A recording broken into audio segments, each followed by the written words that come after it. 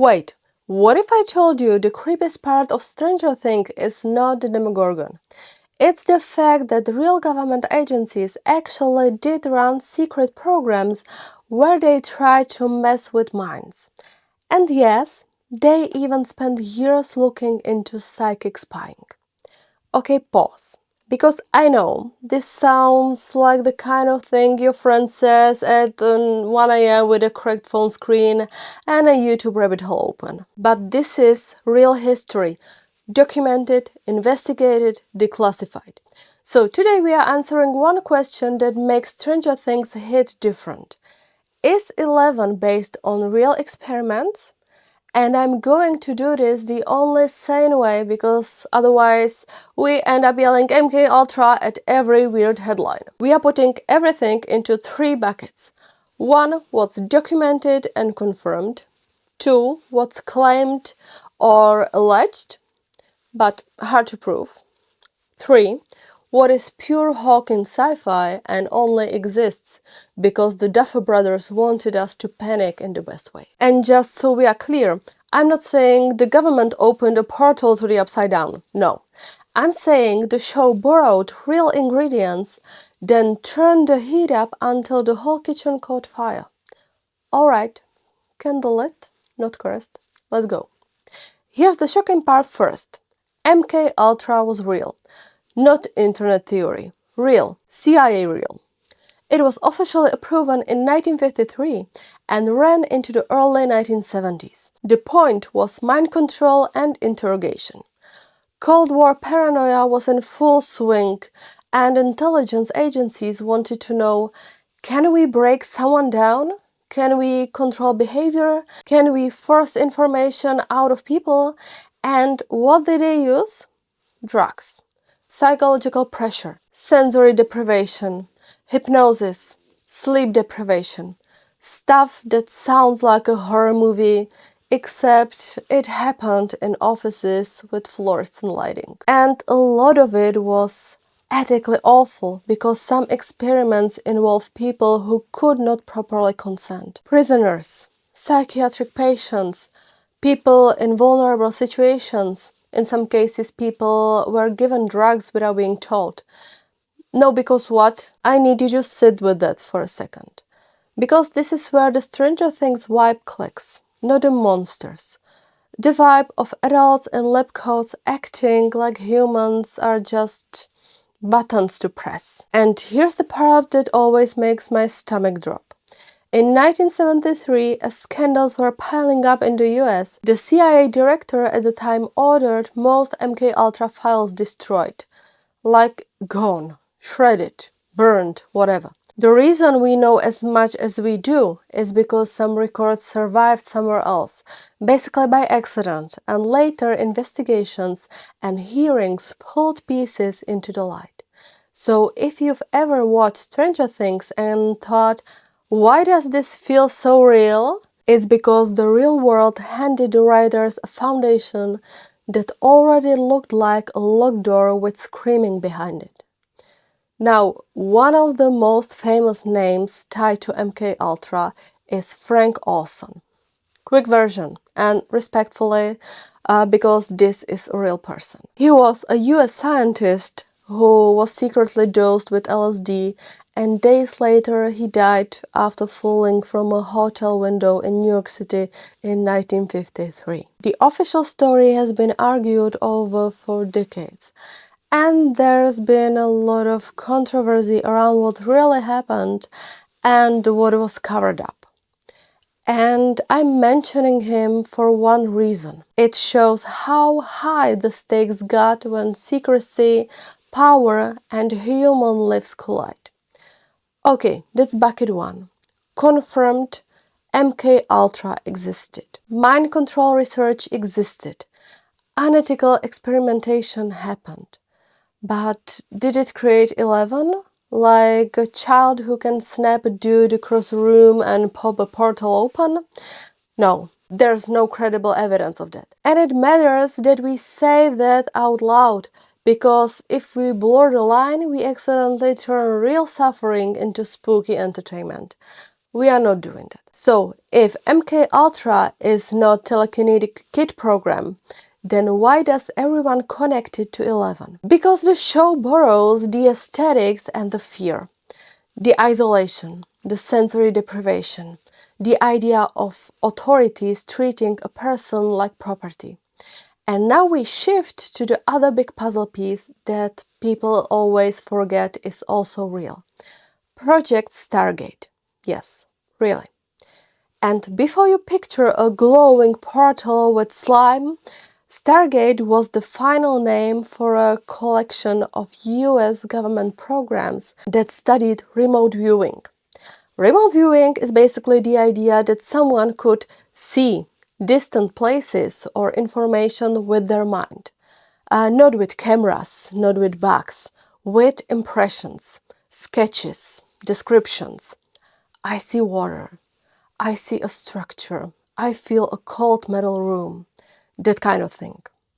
The research kicked off in the early 1970s, including work at Stanford Research Institute funded through intelligence channels.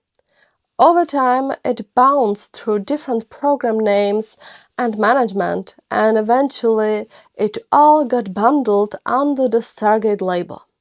And yes, the US government really did spend years and money trying to figure out if this could be used for intelligence. Okay, pause again because I can already hear the comments, that's fake. Babe, it's declassified, it happened. Now, did it work? This is where you have to hold two thoughts at once. And this is one of my two alternative perspectives moments. Perspective A.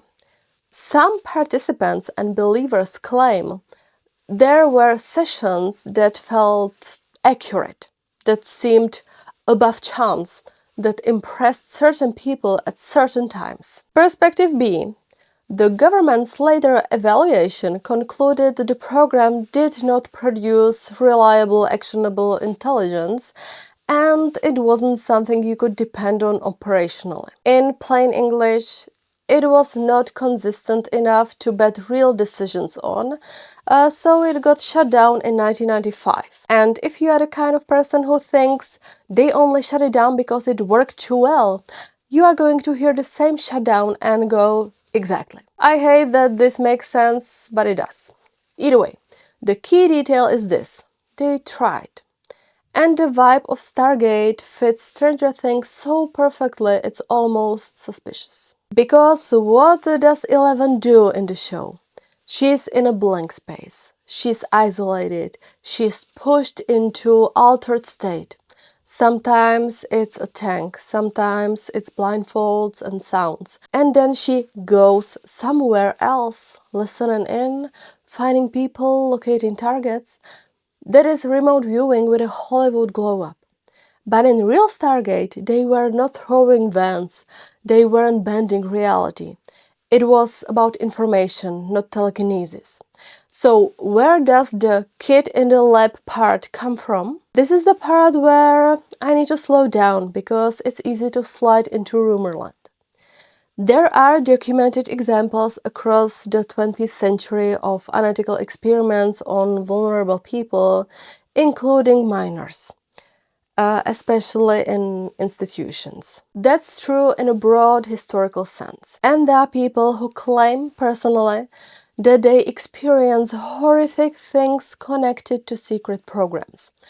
But, and this is important, specific claims about children being trained as psychic weapons in a structured government program are extremely hard to verify, especially because so many MK Ultra records were destroyed. And with Stargate specifically, the declassified material describes adult participants, military personnel, intelligence staff, and civilian recruits. No kidnapped kids. So when Stranger Things shows multiple numbered children in hospital gowns being trained like little psychic soldiers, that is fiction. It's inspired by real fears and real abuses, but the 11 pipeline is a horror remix, not a documented historical fact. Okay, let me drop something here and come back to it because it's the emotional key. The scariest part of all of this is not psychic powers, it's trust. Hold that thought. Now let's talk about Eleven as a character, because the writers didn't just randomly invent her vibe. They built her out of familiar pieces. In Stranger Things, Eleven's story is basically mothers gets pulled into shady experiments, baby gets taken, child grows up in a facility with a number instead of a name. Adults treat her like a tool, she escapes, and now a bunch of kids have to protect her from the system that made her. That storyline hits because it takes the worst-case scenario of secrecy and power and makes it personal. It's not an adult agent. It's a child, a kid with a buzz cut and a hospital gown. It's meant to make you feel protective immediately. And the show's visuals are doing a lot of work. The white rooms, the observation windows, the electrodes, the muffled voices, the clipboards, the calm, cold tone for the greater good. If you've ever seen photos of real Cold War era labs and thought, this place smells like metal and bad decisions, yeah, same energy. Now, have the Duffer brothers ever said Eleven is directly based on one specific real girl? No. And that's the second alternative perspective moment. One perspective is that Stranger Things is mainly a love letter to 80s genre storytelling, like Stephen King vibes, Spielberg vibes, the whole kids on bikes thing. Eleven also shares DNA with fictional characters like Carrie and Firestarter style stories, the whole powerful kid used by adults trope. The other perspective is that the show clearly pulls from real conspiracy history and declassified weirdness because it makes the world feel grounded. Like it's more fun to be scared if it feels possible. Both can be true. The show is popcorn and paranoia at the same time. Now, I am coming back to what I dropped earlier, trust. Imagine being a normal person in the 1970s. You are just trying to live your life, and then you find out through investigations and reporting that your government secretly ran mind control research, that they used drugs, that they crossed ethical lines, that they destroyed records. Then you hear separately that the military spent time on psychic spying research, remote viewing, programs with code names that sound like they were generated by a bored guy with a stamp collection. What does your brain do? It starts filling in blanks, because when institutions lie, people don't stop imagining. They imagine harder. And that is the engine Stranger Things runs on. It's not what if monsters exist.